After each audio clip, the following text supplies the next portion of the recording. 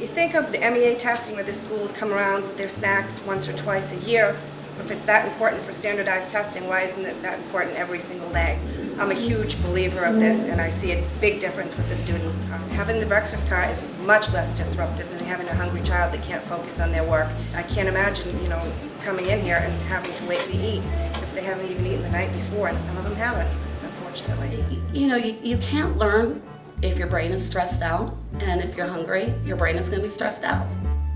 Now it's part of our routine. It's a positive part of it. If we don't have it, the students or teachers will call me or ask, "Hey, Mr. Roberts, is the breakfast cart today?" They're I don't know if they're counting on it, but it's pretty close. Probably do about 15 to 20 classrooms within an hour, usually closer to 45 minutes. We have plenty of time to get ready for lunch. Once you get used to it, it's a pretty quick setup and breakdown. It goes pretty smoothly once you get the flow of it.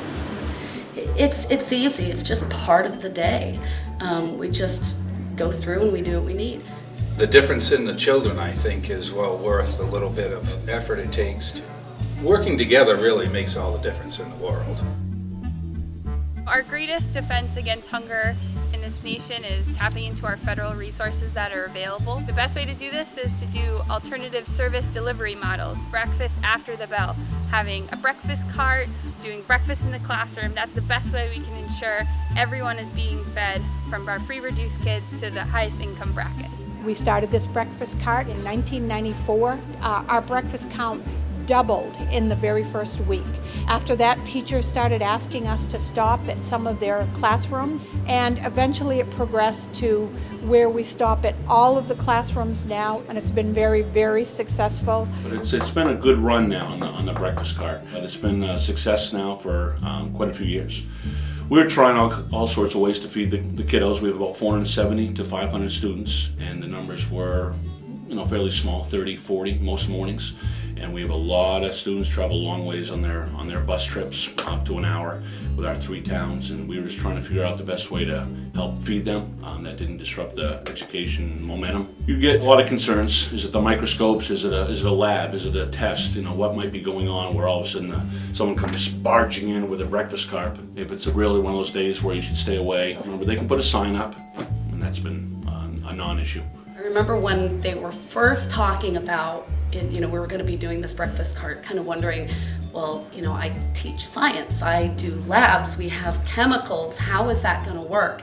And it's actually worked pretty easily and pretty seamlessly. If we're doing something like reading, if the kids can just eat while we're reading. If it's a lab, they can't sit at the table, but they still need to eat. So I just have them scoot back, and they know that as long as they're going to be eating, they're not going to be touching any of the chemicals. And we've got a sink here, so it's very easy to wash hands afterwards. We've got a recycling bin for the little paper boats, and the kids know they pick up after themselves. It's just roll with it. They're just happy that they get to have something to eat. And I think that's important. These kids can't work if they're hungry. How can you focus? If we can do it in a science class, anybody can do it. And the truth is, in the beginning, I was kind of against it. I thought it was going to interrupt my classes. Kind of one of those things, what do we have to do now? But it doesn't interrupt my classes. It's not disruptive because I know when they're coming the same time every single day.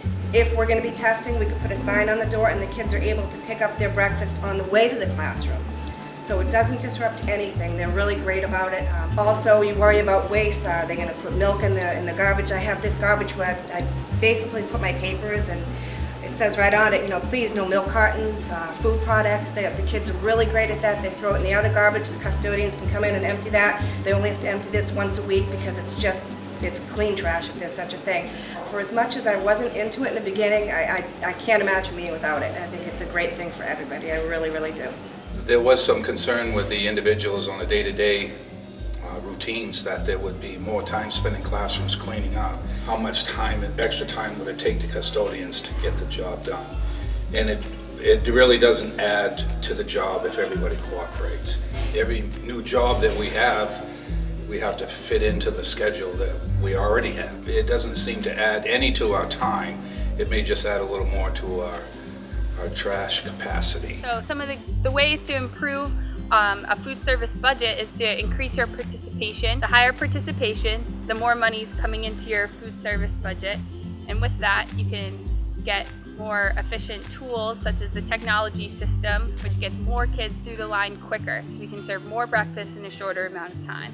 We haven't had to add on labor. It actually has pushed our counts up and made us much more efficient in the kitchen because we're feeding more meals. So we do somewhere between 150 and up just on the breakfast cart. So it has really, really added to our breakfast counts. On our breakfast menu, on the bottom, it says BC for breakfast cart, and it will name the main item, the banana bread, the whole grain breakfast bun.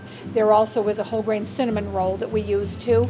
But we also make a lot of our own items. We make coffee cake, we make our own homemade muffins. So the menu is flexible, so it's minimally intrusive to the kitchen. We have a menu that we go by that's put out every month. Sometimes we have some slightly different items that are just easier to serve and quicker to serve in the classroom. The routine's important. The teachers know when we're going to be there. It causes less interruption for the classes as we're expected.